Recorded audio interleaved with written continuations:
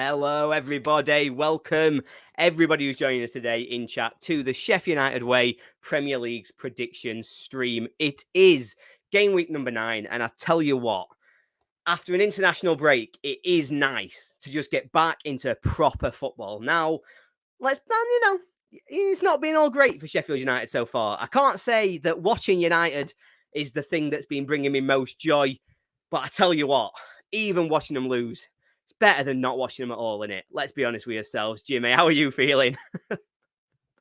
Is it better than anything? If the alternative's no football at all, I've got to go with just getting to Bramall Lane. Yeah, to be fair, I'm back in that headspace where I can't wait. I'm really looking forward to Saturday night. I think we're going to stomp Man U. I think we're going to beat them 3-0. I don't really, but it's amazing what a break can do. So yeah, football's back, innit? None of this international rubbish. Get me club football. I found myself in a pub yesterday and I just couldn't even care enough to turn around in my seat to watch game. I just wasn't bothered. I was like, oh, cool. I'm just not in mood. I think it's something about international football that just doesn't do it for me. I'm just not bothered.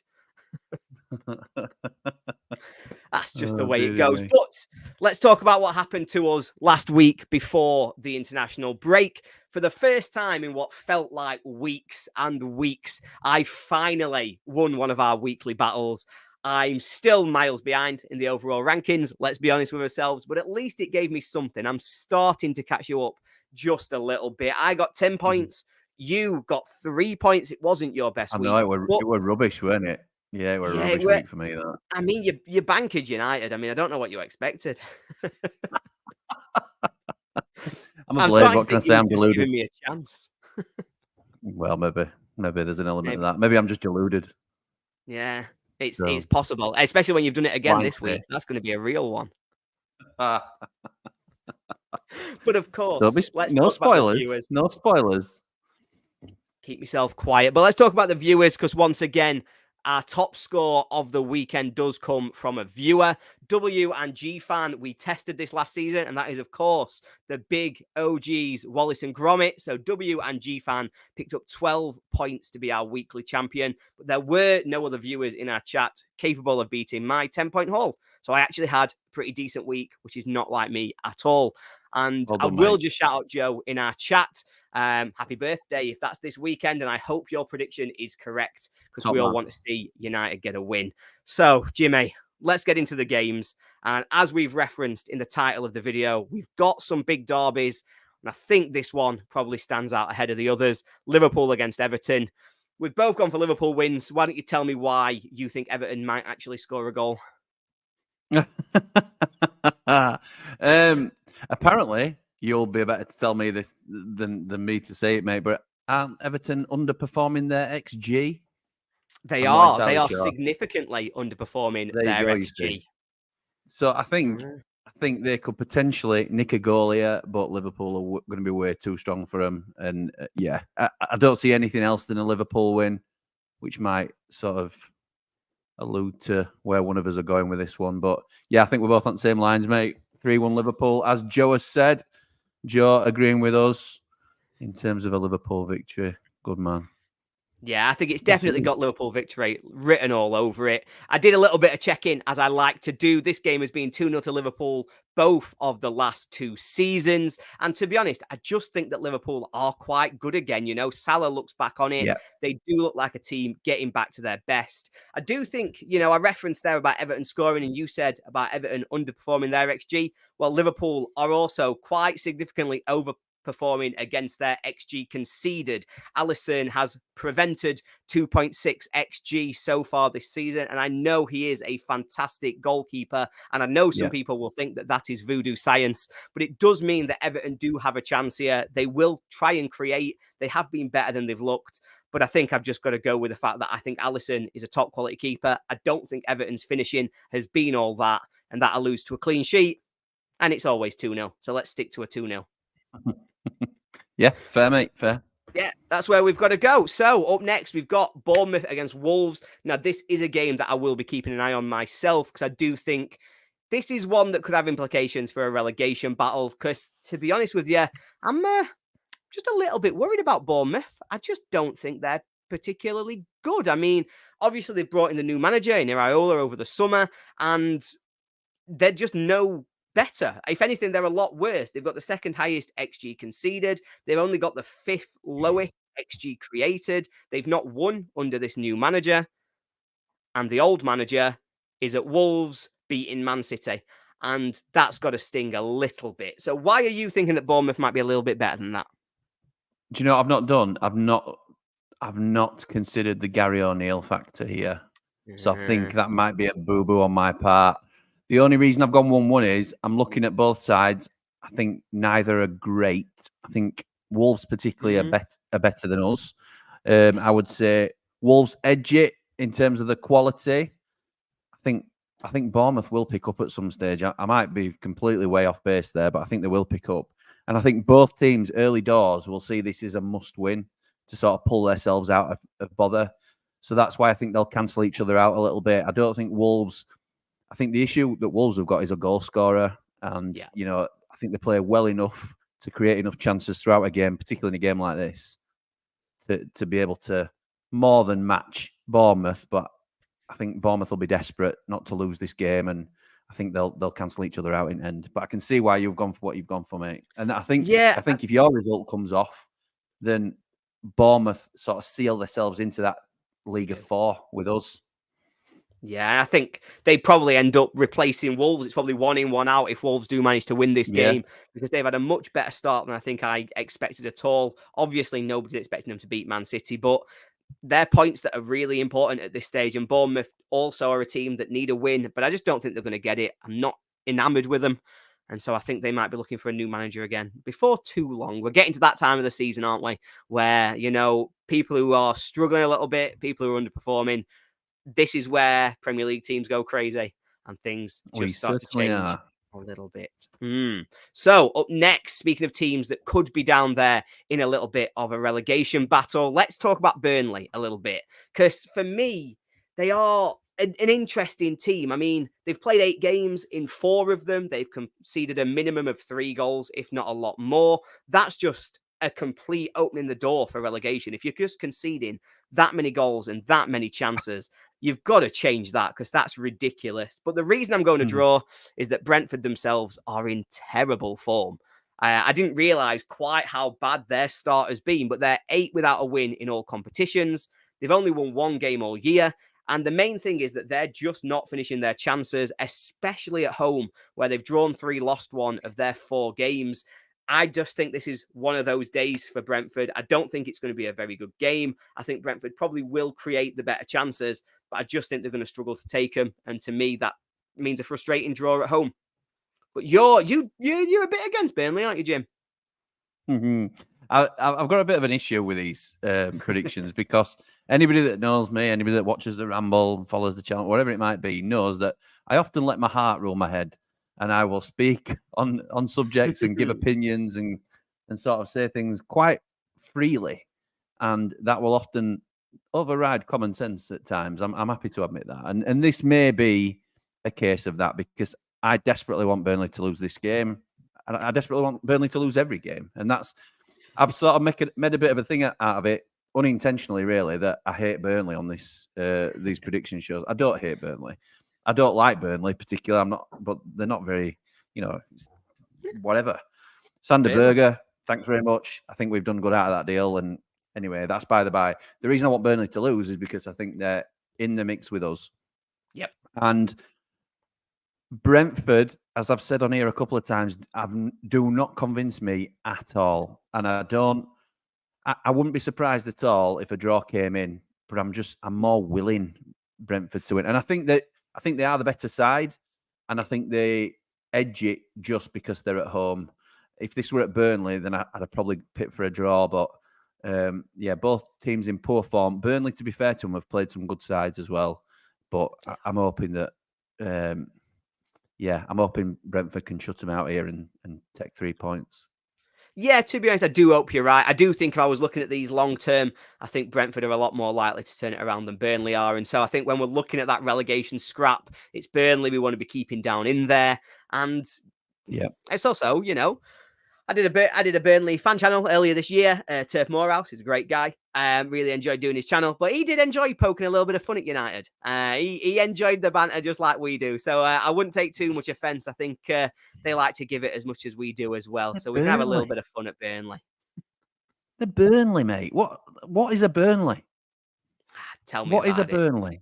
Rubbish. It's like a Rubbish. pie wrapped in some kind of like two pies with meat in between or some crap. I don't know. Yeah, They do chicken something Burnley. weird. I'll have a chicken Burnley and chips. It's rubbish. Absolutely useless.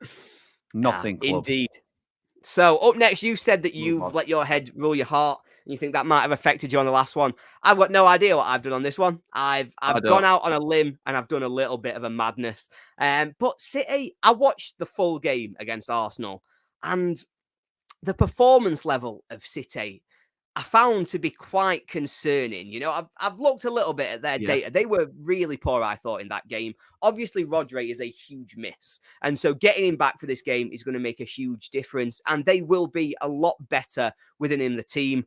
But City aren't the free-flowing machine that they've been in the past. Their XG against numbers are fantastic, best in the league. But in terms of creating chances, they're down in sort of 5th, 6th best in the division. And that, to me, is a sign that things aren't all right at City. Obviously, De Bruyne being out makes a huge impact on that. But they've got to find a way to be creating chances a little bit more consistently, I think, than they are. And that's not something we've been able to say about City for years and years. They've always been the absolute top of all of those charts. Whereas this time out, Brighton, they're scoring goals for fun right now. They are going a little bit crazy. They're the top scorers in the league. They also, hilariously, would be in the relegation zone if only goals against counted, which is a stupid thing to say, like a Michael Owen. But you understand the point I was trying to make. But that's 16 conceded. And honestly, I think this is going to be the best game to watch of the weekend. I think this is going to be a lot of fun. But I'm just going out on a limb. I think Brighton will score, and I think they'll cause City problems. Please tell me about how stupid I've just been in terms of that statement about goals against you being the only ones that count, because it makes no sense. And tell me why you think I'm stupid. If they score more goals than them, they'll win the game. I think you're right. Thank you, Michael Owen. That's a good point, Jim. You're right. I think City have looked a bit jaded, a bit disjoined recently. It's frightening, really, to think that there's such a good side, and they're the best in the country by a country mile. To be honest, they stand out head and shoulder when they're rolling. They steamroller everybody. For me, obviously, champions of Europe. So. But it must be quite concerning for them to think it's all right. We can replace Erling Haaland. We can bring Alvarez in, and we won't really have much of a difference. We can replace John Stones, and we can bring, some Laporte in, whoever it might be. Even Edison, they've got the backup keeper that's really strong everywhere, all over the pitch. They can cover, apart from Rodri. When Rodri's out of that side, they are not the same team. And I know City fans will have known this for a while. A lot of us sort of realised how influential he was.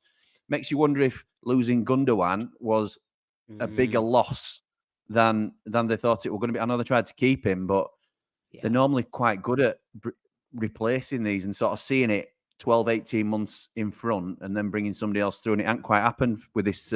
And it's hurt them in terms of results as well, losing Rodri. So he's back now. He's back. And they are once again plugged in to supercharged, and they will beat Brighton, no doubt about it. Brighton are free-flowing football. Won't surprise me if they nicked a goal here, like I've put down. But City will be back on top form here. They've been stung, and I think Brighton are going to be the victims of a bit of a reaction, to be honest. Oh, yeah. I mean, if that's the case, and if you're right, I wouldn't want to be Brighton, because obviously when City turn it on, they can be fantastic. I think you're right, though, about that loss of Gundogan. And I think in particular, obviously, they've tried with Kovacic, they've not Nunes. Obviously, they brought Phillips in to try and take some of this weight, but none of those have been able to kick on and sit into that place at all. I think, obviously, Kovacic was really lucky to stay on the pitch against Arsenal. Phillips will be lucky if he ever gets on the pitch for Man City again. Yeah. I think at some point he's going to have to leave. He only ever plays for England, apparently. I can't get my head around that. So Yeah, we'll see how they do, but I'm a little bit worried about City. I don't think they are the all-conquering force that they have been for so long. I expect just seeing a little bit of a dip from them. But Is this your banker then? Oh no, no. Come on, Jim. we said we won't bank a Man City Not that games, confident then. so Not that no. confident. Yeah, all right. We just Yeah, said we yeah, wouldn't, didn't we? Right, let's move on to the Newcastle game. So Newcastle against Palace, and Newcastle are a team that just didn't want the international break at all. They were unbeaten from the first to the second international break. They did 7 games. They beat Man City. They beat PSG. They scored 18 and only conceded 3. They were absolutely flying on a real roll. Then the news hits during this international break about Tonali, and I think that's a massive loss for them. Obviously, we don't know exactly what's going to happen with that, how long he will be banned for, etc. But that is a massive miss to their midfield. Obviously, they invested a lot of time, a lot of money to get him in the door. And that looks like a real misfire for them in terms of their transfers. But I still think they've got enough to see off Crystal Palace. I just think that loss of Tonali could affect them more in the latter stages of the season when they're trying to keep their place in Europe. What are you thinking, Jim? I agree, mate. Yeah, I agree. I think, yeah, they've got more than Palace. Palace themselves have got a terrible injury crisis at the minute. They've got Eze out, Elise out. I don't know if any of these are coming back after the international break, so forgive me if any Palace fans can correct me on that. But certainly before, and I think they were up at 12, 14 injuries as well. So we think we've got it bad. They're exactly the same. Obviously, they've got an higher quality than us in terms of the overall squad depth. But their 2 star men, essentially. They had 3. Zaha obviously went to Turkey. Then Eze stepped up, became the main man. Elise, always a threat. They're both out. And for me, that makes Palace a bit toothless. They'll always have a go with Palace. They're a good side. Obviously, they beat a very makeshift Sheffield United side on first game of the season. But, you know, I think they're there to be got at, really. And I think Newcastle, despite losing Tonali, who is a loss for them, I think they'll have more than enough to beat Palace. No, completely agree on that one. Completely agree. So the next one I think is a little bit harder to call. And I think this one's an interesting game to really tell us the level of these two teams. And what I will say straight off the bat, I think it's going to be absolutely awful to watch. I think this will be the one. If I can avoid a game all weekend, I would really like to avoid this one because I think it's going to be an absolute stinker. What are you thinking? I think Brentford Burnley is a worse game than this, even though I can't stand Forest. And I honestly think don't sell Luton short because they have been a smart promoted side for somebody that's come up and a little bit early for them, essentially. Into it's hard to say that, I suppose, but they can't compete financially at this level, so they have improved undoubtedly in terms of their recruitment and sort of bringing themselves on, maintaining that sort of ethos. They haven't gone great guns as we wouldn't have expected them to, but they sit outside relegation zone at the moment. So yeah, I think don't sleep on Luton Town because they will always give you a game. We saw they turned up at Lane last season. I think them sort of games will be crucial to what happens this season for us. In terms of Forest, just, you know, throwing 200 million at wall and seeing what sticks. It's one of the worst run clubs in the league. And, you know, if it all blows up for him in the face, I'll laugh all the way to the lane. So it's can't say they're in there with Burnley for me. If we go down, I'd love to pull Forest and Burnley down with us. So hopefully Luton can nick something, even though I think Luton will be in the battle with us and Forest probably won't be. So yeah. I do agree. And I think you're right, though, about not sleeping on Luton. And it is important that we do make that point that we're not one of these that just come out and disrespect him. Because actually, to be honest, looking at the data, their underlying figures are actually quite solid. I think their XG differential is about 15th. They're not a bad side. They've been doing well. They're just struggling to finish the chances that they're creating at the moment. Whereas Forest are actually on the complete opposite side. Their XG figures are pretty poor, particularly in terms of creativity. But they are on a bit of a hot streak in terms of finishing. But I also did a bit of a dive into some of their form at home. And this is an insane stat, at least I thought. Obviously, since being promoted to the Premier League, they've played 22 home games. And across all those 22 games, they've only lost 5. going back to the start of last season. Obviously, that means they've played every team in the league, plus a few again at the start of this year. And the context of that, of course, is that Burnley got promoted this summer. They've played 5 home games. They've also lost 5. And that's how good Forest have been at home. This is a game which is taking place at Forest. And I just think they're so strong there. That'll be where they pick up the majority of their points. And I think that's why I'm backing them to win this game. But you're certainly right to say don't sleep on Luton, because they're a good side. Yeah, I think I won't be surprised with either result coming out, to be honest. No, every chance it's going to be a low margin game, and we'll see which way it goes, a goal either way. So we know we've referenced them. They did so well last week to take down Man City, and yet neither of us think that they're going to be able to back that up and beat Chelsea. And I do think this is, for me, a lot about mentality, because I think Arsenal are a great side.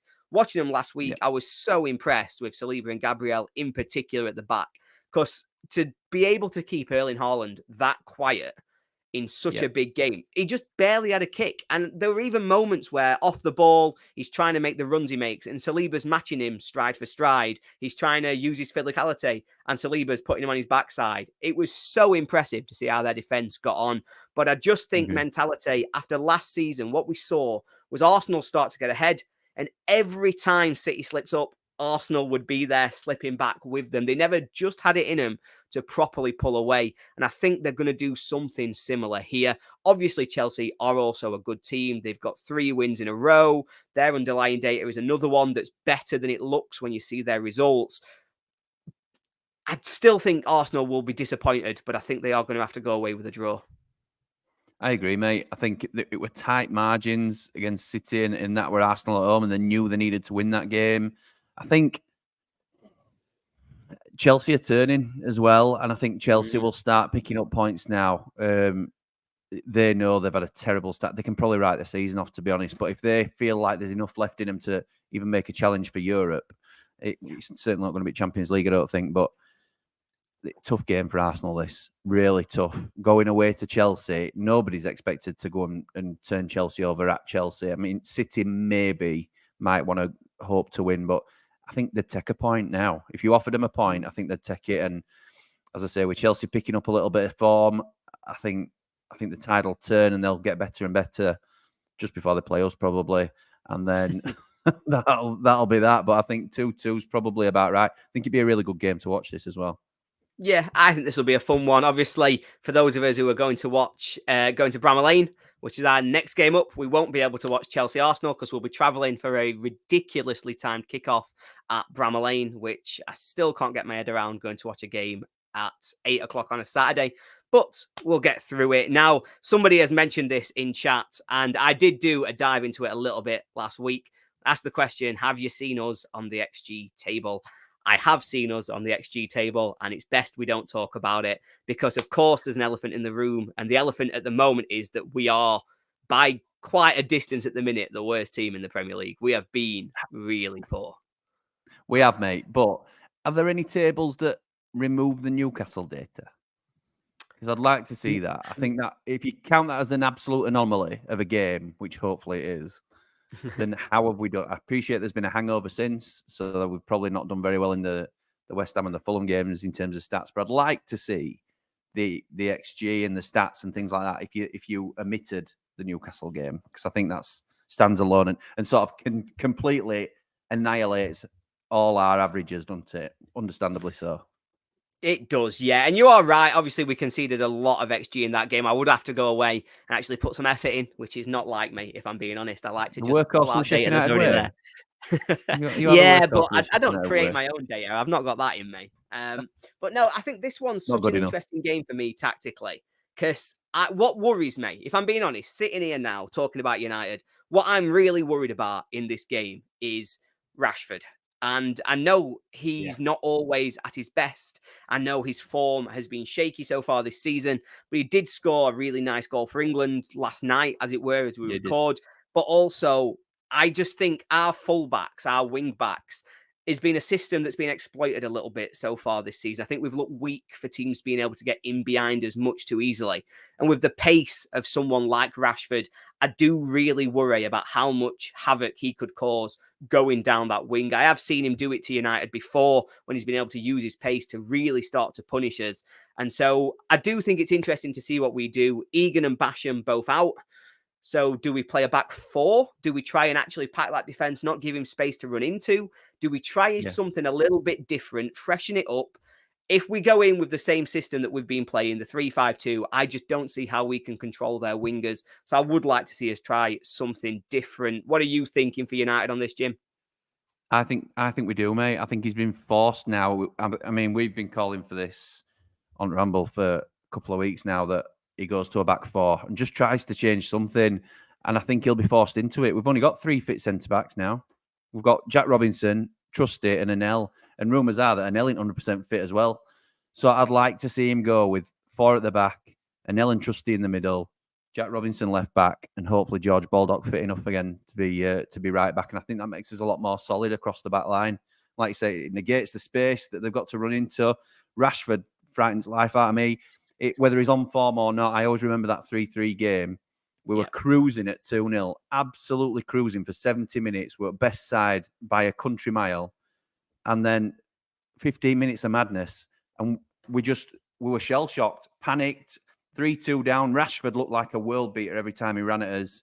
And, thankfully for McBurney, we salvaged a draw out of that game. And I cannot wait for this fixture. I really can't. And I'm removing the logic from my score prediction, and I'm going with what will see me delirious on Saturday night, because if I think about the injury situation, it's not great. But I think we can patch up a team, and I think we can, if we go for it back and we pack out midfield a little bit, and we leave Archer upfield, I think we've every chance. I think we've every chance of turning this. And the lane's going to be rocking on Saturday night. I was talking to Nick earlier in the week and saying exactly the same. We'll have had a rest. We're rejuvenated as a fan base. The only problem will come is if we concede in first 5-10 minutes. And then if players' heads go down, it could become a little bit toxic. So, yeah, I think we'll give it everything. And I'd love to think we can come away with 3 points, but it's probably more in hope than in good faith, if you know what I mean. You know what, though? You referenced it there, that 3-3 game. And, we've talked about our injuries at the back. Man U aren't in a fantastic space at the moment, I know they got the win against Brentford in that last game, but they weren't very good. They had to come back in the 95th and 97th minute to turn that around to get the win. They've had their own injuries. Johnny Evans has been playing at centre-half. I mean, if there's ever a time that there is a chance we could do this, maybe this is the one, And that 3-3 game, what always stuck out to me was the impact of pace against Man U's defence. We've talked about we're worried about it for United's defence. We think they can get in behind us and punish us. But Archer could do the same, We could use his pace, his sort of athleticism that he has got as a physical player to be able to actually have an impact on their defenders, because we punished them like that last time. And admittedly, it was Phil Jones who was starting that day. And I know it's a different player compared to Johnny Evans, but we still want to be trying to take our chance to use our strengths against their weaknesses in defence. And I think that players like Archer are the ones who will be able to do that. What we've got to do is take the chance when it comes, because a chance always comes. And if we can do that with an absolutely rocking Bramall Lane, there's every chance that you could be right, Jim. And I hope you're right so much. But your faith massively outweighs mine. Yeah, you hope I'm right, but you don't think I am. Yeah, that's exactly it. So, moving on from the big game on Saturday night, we've then got our Sunday game and Aston Villa against West Ham. Now, this is an interesting game for me because these two are really close together in the league. I think there's only 2 points between them, but I genuinely believe there's a gulf in class. I think Aston Villa are a much better team than West Ham. I think West Ham are going to drop away. I think Villa are going to be a proper European contender for those top 6 spots this season. So if Villa are at home, Villa are the better team. I think tactically there's a chance West Ham can punish them. They've got pace in transition. They've got players like Bowen who can get in behind you very quickly and punish. And we've seen Villa be punished like that a lot so far this season already. So I do think there's goals there for West Ham, but ultimately it's hard to see against. I think Villa are the better team and therefore I think they'll win. Yeah, I completely agree. And the man in form, Ollie Watkins as well. I think that Villa will go well this year. I think we both said that from early doors in these predictions. I don't think West Ham will particularly fall away. I don't.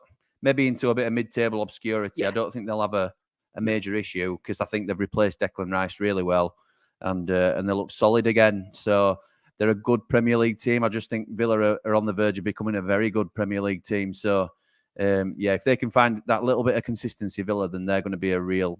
They'll threaten European places this year, if not push for fourth. So they've certainly got enough in the squad. I don't think they'll quite make that, but they've got enough in the squad to be able to do it, and the finance as well to support the manager to do it as well. So they could be a force in the next couple of years. Yeah, I agree. I really think they are a team that's going places.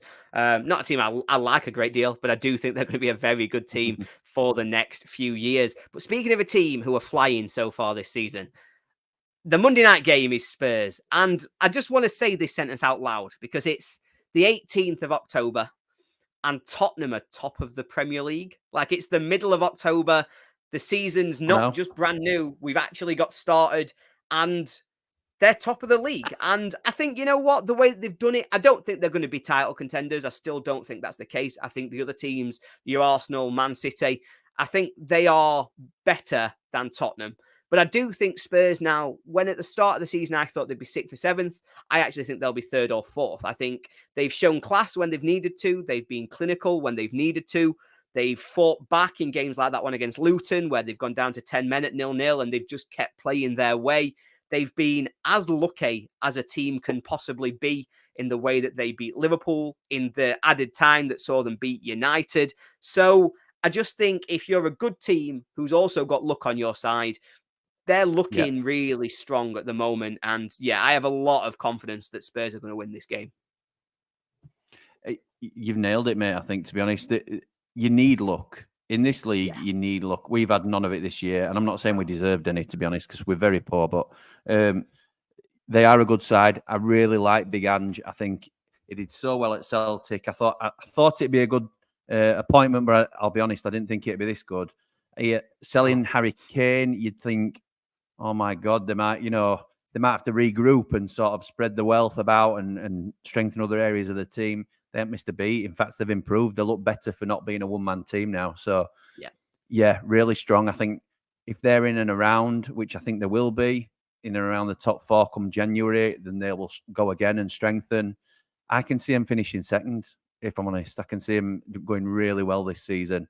It'll be interesting to see how that race, what I think will be a race for 2nd, hots up, because I don't see past City, even though they're behind at the moment. I think they'll come good.